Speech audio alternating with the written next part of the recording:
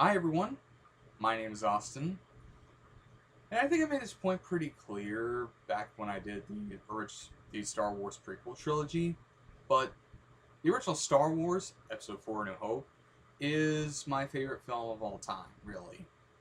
It's a film that made me the person that I am today, and it's a film that I watch a lot of and think about a lot, and really sort of gave way for my whole interest in film as a whole.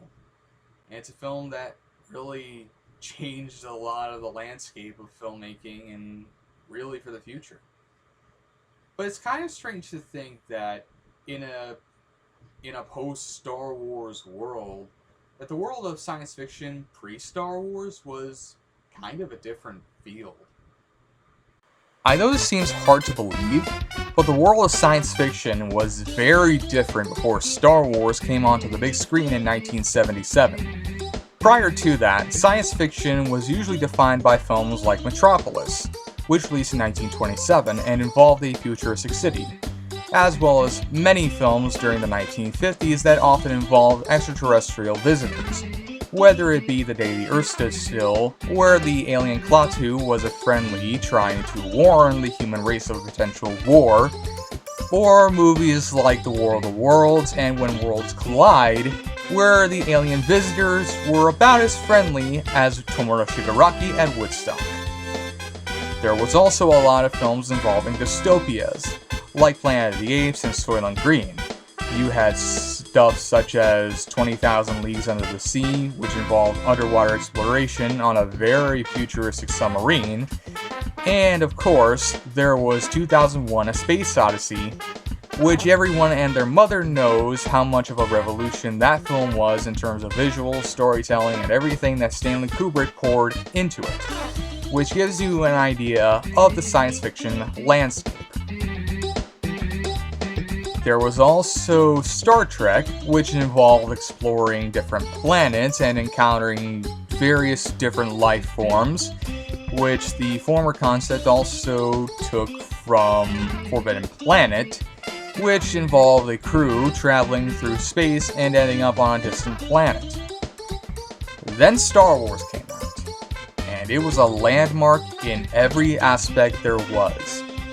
Instead of some dystopia seen in films like Rollerball or Soylent Green, there were places that were prosperous.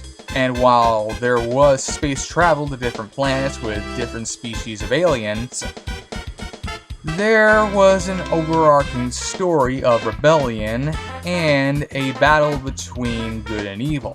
And was George Lucas combining his love for old film serials like Buck Rogers and Flash Gordon with elements of the Arthurian legend and the films of Akira Kurosawa. It was a game changer in science fiction, and paved the way for future science fiction films to come, as well as moving the medium of filmmaking forward. And so, with that in mind, let's take a look at a film that came out just a year before Star Wars and was mostly in keeping with some of these sci-fi traditions, really going up to that point, especially following stuff like 2001: A Space Odyssey and Planet of the Apes, as well as following the path of other movies like Soylent Green and such. And so, with that, ladies and gentlemen, today we are reviewing Logan's Run, directed by Michael Anderson, and starring Michael York, Jenny Agutter, and many various other talents that will show up in this film.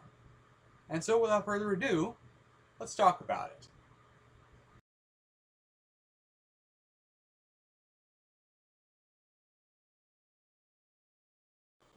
Based on a novel by William F. Nolan and George Clayton Johnson, the plot of the film is something like this. The year is 2274. The remnants of humanity reside in a city sealed off from the outside world underneath a cluster of geodesic domes. On the surface, it is a utopia, run by a computer, where citizens indulge in a hedonistic, carefree lifestyle, but all of them must undergo the rite of carousel once they reach the age of 30, where they participate in renewal. This process of renewal, however, is a lie, and in reality, those who enter the carousel are killed at the age of 30, and each person is implanted with a crystal to function as a life clock in the palm of their left hand, which changes color as they age until they reach their last day. The majority of citizens allow themselves to be given this so-called renewal, while others attempt to flee this, and the city are branded runners, and are hunted by an elite force known as the Sandmen, who are tasked with pursuing and terminating them if they attempt to escape.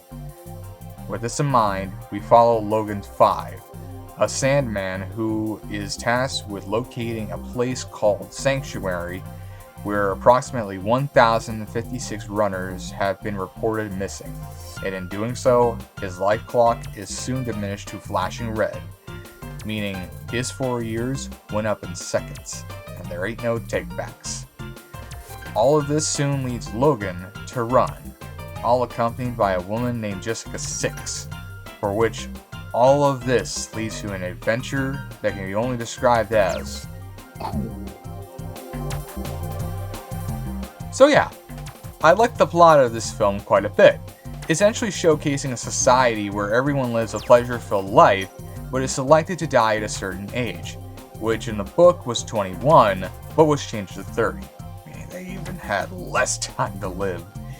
And how the hunter becomes the hunted with the main protagonist, making for a fun, rollicking adventure that could really only come out of the science fiction scene of a pre-Star Wars world. And with this, we commence the production segment.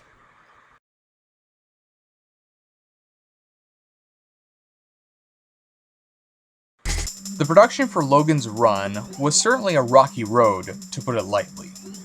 Metro-Goldwyn-Mayer originally had George Pal, a producer behind When Worlds Collide and The War of the Worlds, and director for The Time Machine, The Wonderful World of Brothers Grimm, and Seven Faces of Dr. Lao, try to pull off the film, but in 1969, competing views of what the story should be, which was said to have incorporated symbolism of real-world issues, contrasted with what Richard Maybaum had in mind.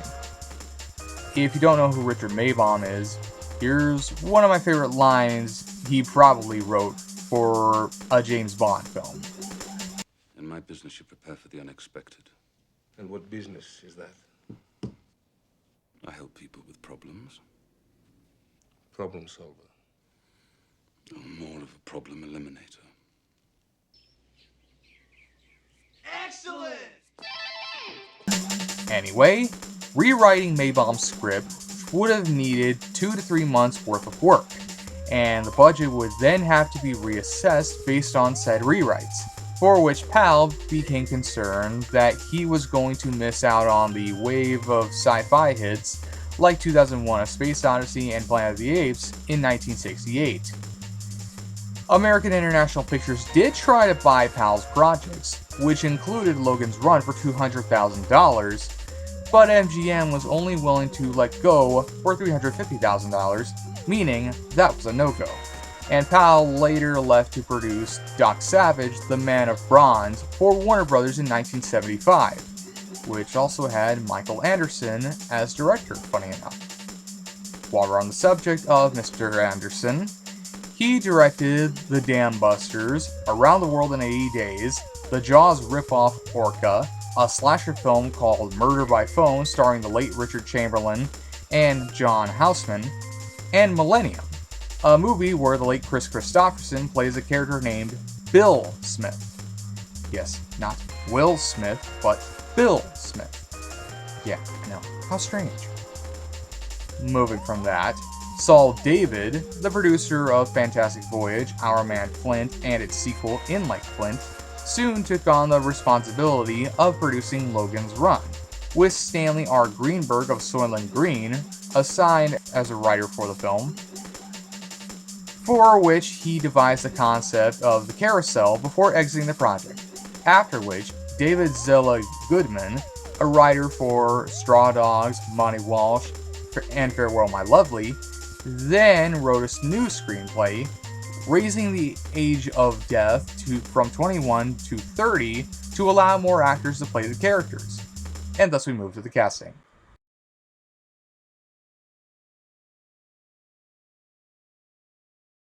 For the casting, the leads were to be portrayed by Michael York, who had previously starred in Cabaret, The Three Musketeers, and Murder on the Orient Express, and would later eventually play Basil Exposition in the Austin Powers films. Jenny Agutter, who before showing up in An American Werewolf in London and Child's Play 2, made her career with films like The Railway Children and Walkabout. William Devane, an actor best known for appearing in films like Marathon Man, Rolling Thunder, and Space Cowboys. In May 1975, Devane was said to be portraying an elite Sandman, before eventually dropping out to replace Roy Thins in Family Plot, which would be Alfred Hitchcock's final directed film before his death in 1980. Richard Jordan would then take on the duty of replacing Devane, with Jordan having credits in films like Lawman, Chateau's Land, and the miniseries Captains and the Kings. York and Agutter were 33 and 23 respectively at the time of filming, with David Zella Goodman justifying the casting by raising the death age to 30.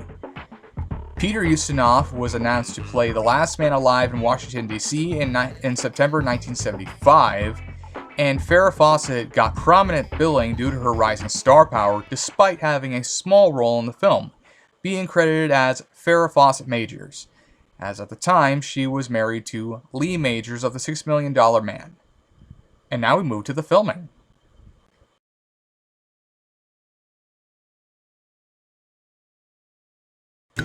During filming, special effects artist L.B. Abbott, who worked on The Day the Earth Stood Still, Voyage to the Bottom of the Sea, Lost in Space, The Sound of Music, Fantastic Voyage, Planet of the Apes, Butch Cassidy and the Sundance Kid, The Poseidon Adventure, and The Towering Inferno, and Glenn Robinson, whose works include The Wizard of Oz, Forbidden Planet, Battle of Britain, Tora Tora Tora, 1976's King Kong, Flash Gordon, Pennies from Heaven, Dead Men Don't Wear Plaid, and Amityville 2, The Possession, called the carousel sequence the hardest to portray, as this process required hidden wires to make the levitation look real, because you couldn't do this back in the day. This guy thought he was going to a luau, but I sent him to limbo. Limbo, limbo, limbo, limbo. You can do the limbo too. Hey! For the scene in which Logan is interrogated by the Deep Sleep central computer, the decision was made that actual holograms would be the best option, with Saul David advocating for a new hologram effect to be developed. Meanwhile, the robot character Box was brought to life by having actor Roscoe Lee Brown in a robot costume. Rainbow tape had most recently been invented and was used on the models for the city scenes, helping to create a futuristic effect. The filmmakers also implemented the use of wide-angle lenses that were not widely available, and became the first film to use Dolby Stereo on 70mm film prints, with a total of 9 sound stages being used at MGM in Culver City, California, hosting a miniature city that was among the largest of its kind built to date.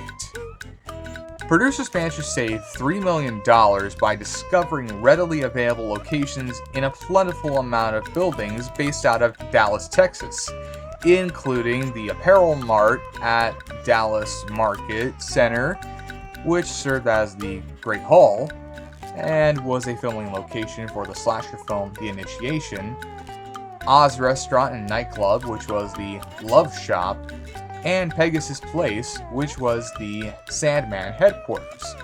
The Fort Worth Gardens and the Hyatt Regency Hotel in Houston were also locations used.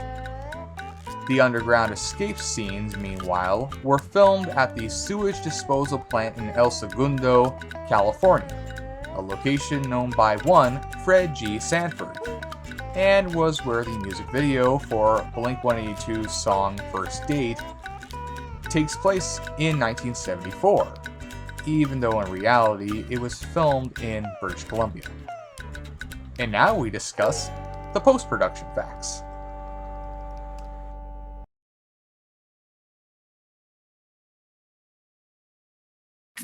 The post-production lasted over 8 months, which included the completion of the film score courtesy of the one and only Jerry Goldsmith, orchestration provided by Arthur Morton, with the score having 2 distinct sound palettes.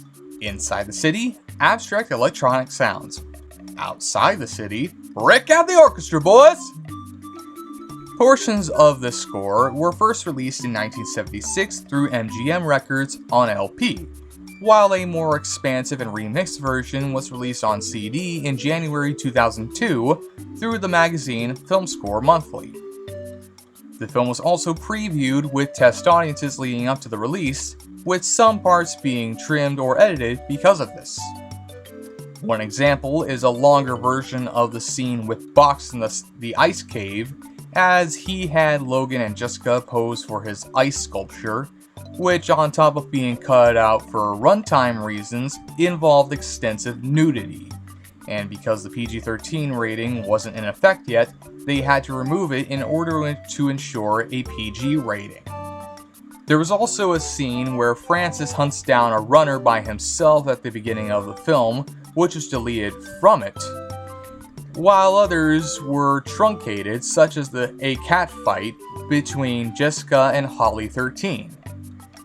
While some of the scenes can be found on the DVD, others that were found in the shooting script have lost footage from what I can tell. By the end, the budget went from $3 million to $9 million, which was an expensive film for AMGM, and was their most expensive film made in 10 years, with a lot of the money going toward the sets. And with this, we get to my thoughts on the film.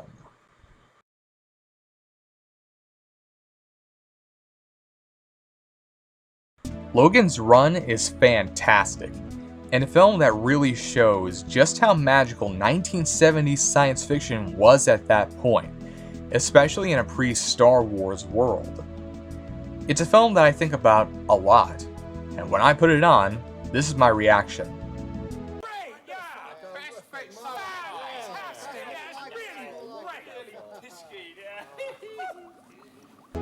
To begin, the film's whole premise is very thought-provoking, with this whole idea of the utopia being a disguise and that in reality it is a dystopia that controls its population under the guise of potentially being renewed after reaching a certain age is very scary, especially how the citizens live within the dome. The whole idea of you get to live a fun, pleasure-filled life, but only for a designated amount of time is rather terrifying. Especially since all of it sounds like it should all be cool when it's really a lie. Because it sounds like resurrection or rebirth when all it really is death. Death disguised as something good, especially when you live the good life. Just that idea, knowing that at some point you have to get renewed at a certain age, 30 in the case of the film, is very eye-raising, and it makes for an intriguing and fascinating showcase of a society that has it all, but for a price. It also plays into the idea of a computer running everything being a bad idea, and considering we're living in the age of AI, it also raises some red flags about that idea, too. Nobody wants a computer to run the show, because as we have seen in films released after Logan's Run, this always ends in disaster. Beyond just the world and themes, the movie also looks amazing with the special effects, with some truly dazzling imagery the likes could only come out of the 1970s. The carousel scenes are especially highlights, with plenty of explosions and bright colors, all to showcase the act of many of individuals dying under the guise of renewal. Not to mention the scene of the computer blowing a gasket over stuff that Logan has seen. You also have great production design, feeling futuristic with inside the dome, and post-apocalyptic when on the outside, especially on the inside of the United States Senate chamber. It all feels fitting of a future where the whole world has been placed into this area of space while everything else is relegated to ruin, showing that there was a lot of money being put into everything here, and it really feels like it works here. To put it all together, it's got great cinematography, feeling smooth and fast and giving us plenty of great scenery, especially on the outside because it looks gorgeous. This is performed by Ernest Laszlo, who filmed DOA, Stall Like 17, Kiss Me Deadly, Inherit the Wind, Judgment at Nuremberg, It's a Mad, Mad, Mad, Mad World, Fantastic Voyage, and Airport, so you can tell it's great cinematography, because it all pops and feels great just looking at it. Now we move to the acting, which is also pretty good, starting with Michael York as Logan 5. The main hero who starts out as a Sandman hunting runners who is soon forced to run when he is sent undercover and the main computer offers no refunds for his extra 4 years. Question. Do I get my 4 years back?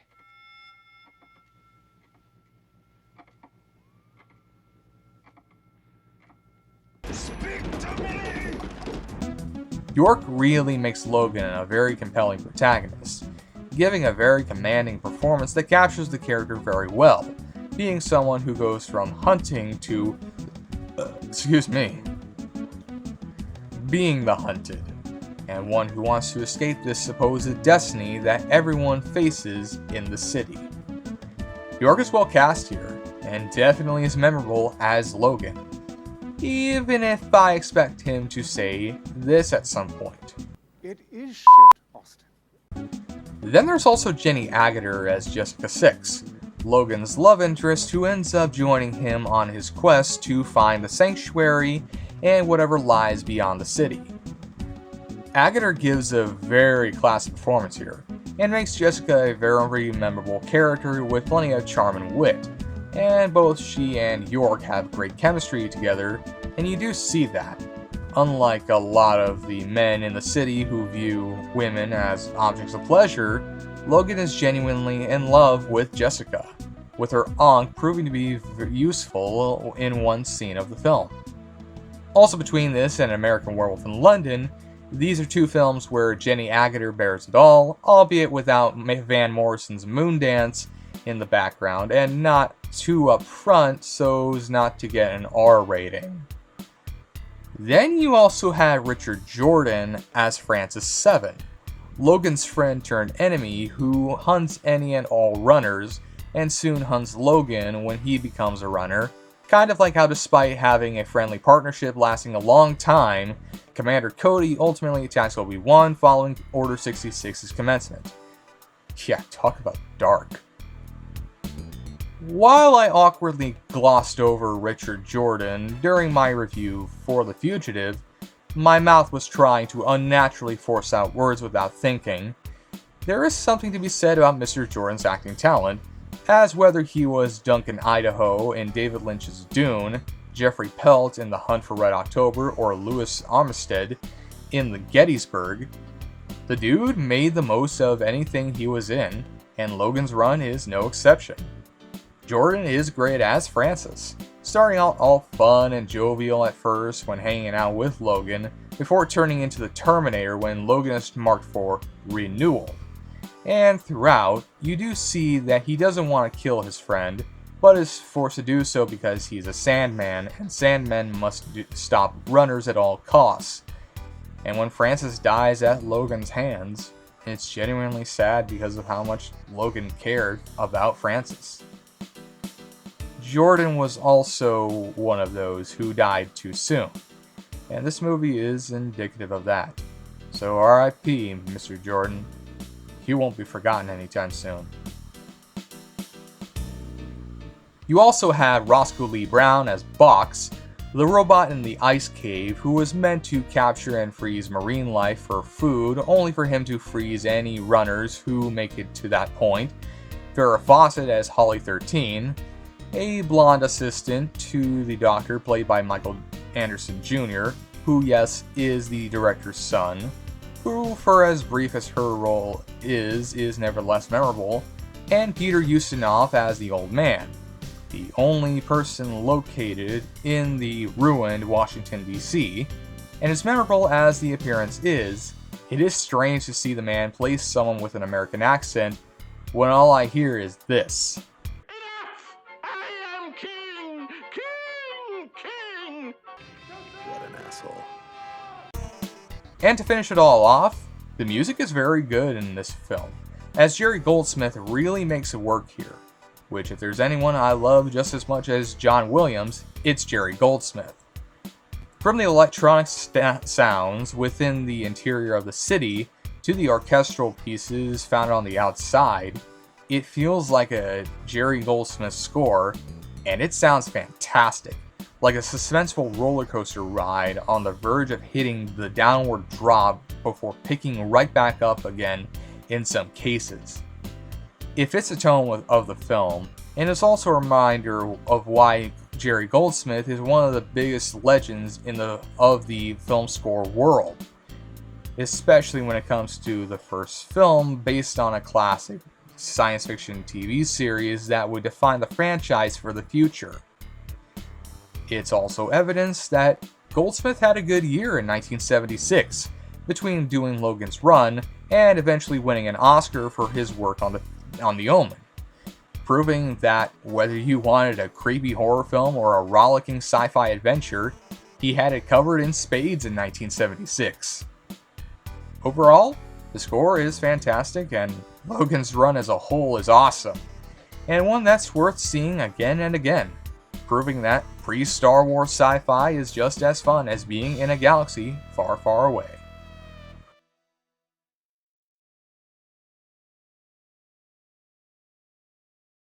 Logan's Run had its release on June 23, 1976, where it grossed $25 million on a budget of $7 to $8 million, and is actually credited with helping MGM recover from debt and was described as a hit with young audiences especially, so it made a good profit.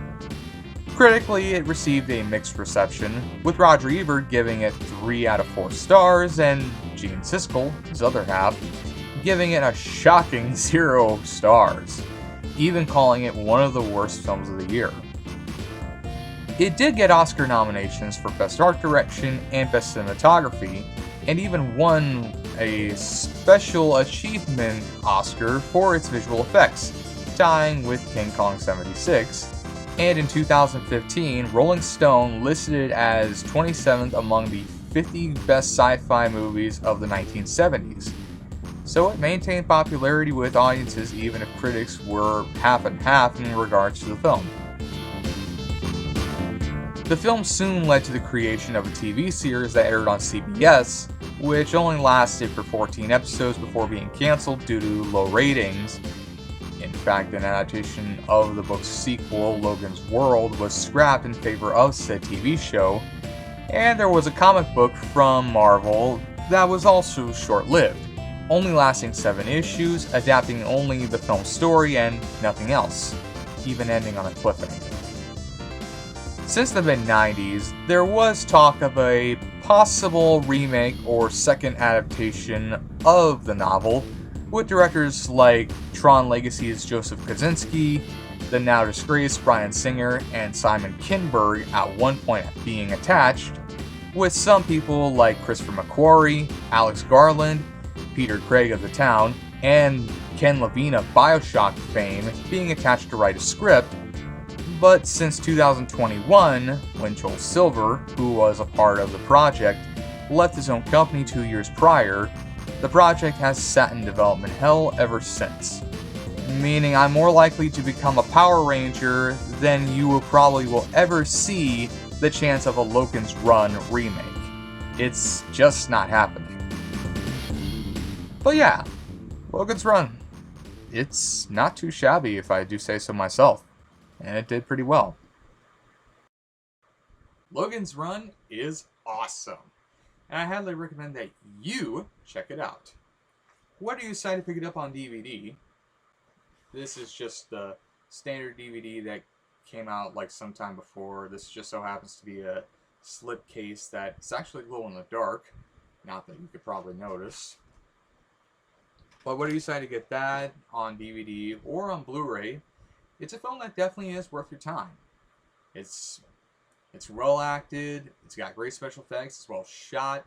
The musical score courtesy of Jerry Goldsmith is awesome, and things I probably should have mentioned is that it's action-packed, well-paced, and very well edited.